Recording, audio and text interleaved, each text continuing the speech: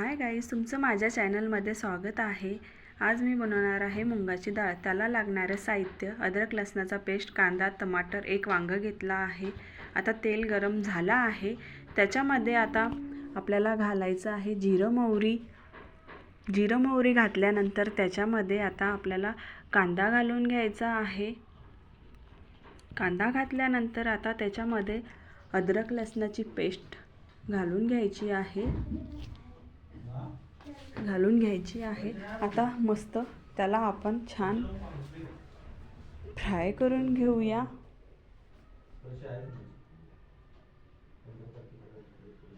छान फ्राय करून झाल्यानंतर आता त्याच्यामध्ये ब्राऊन कलर येईपर्यंत आपण छान त्याला फिरवून घेऊया। आता मी टमाटर टाकणार आहे।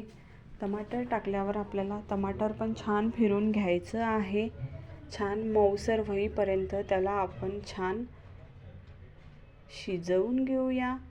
आता त्याच्यानंतर त्याच्यामध्ये मी घालणार आहे तिखट, हळद आणि गोडा मसाला। माझ्याकडे गोडा मसाला आहे, मी तो थोडासा घालते। तुमच्याकडे जो असेल ते तुम्ही टाकू शकता। आता छान त्यांना मिक्स करून घेऊया।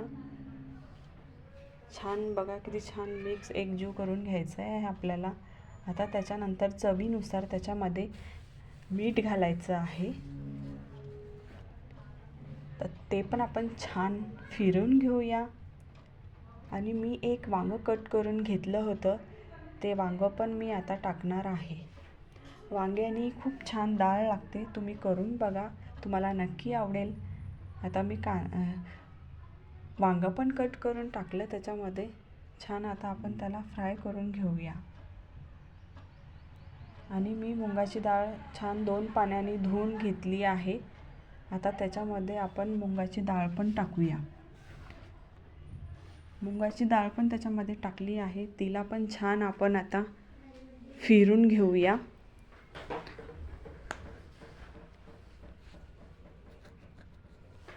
छान मुंगाची डाळ पण मी आता फिरून घेतली आहे इथे बघा। आणि आता मस्त त्याच्यावर झाकण ठेवून 2 मिनिटं आपल्याला तेलात शिजू द्यायची आहे। आता मी झाकण ठेवलंय, 2 मिनिटं त्याला शिजू द्या। त्याच्यानंतर मी त्याच्यामध्ये अर्धा ग्लास पाणी घालणार आहे आणि परत ती 10 मिनिटासाठी मी शिजवायसाठी ठेवणार आहे। आणि त्याच्यानंतर तुम्ही बघा डाळ किती छान बनली आहे, तिचं टेक्स्चर बघा किती छान आला आहे। आता मी सांबार कट करून त्याच्यावर सांबार टाकणार आहे। सांबार टाकल्यावर मस्त छान तिला अजून मी एक वेळा फिरून घेते। छान बघा किती छान भाजी झाली आहे, तुम्हाला नक्की आवडेल।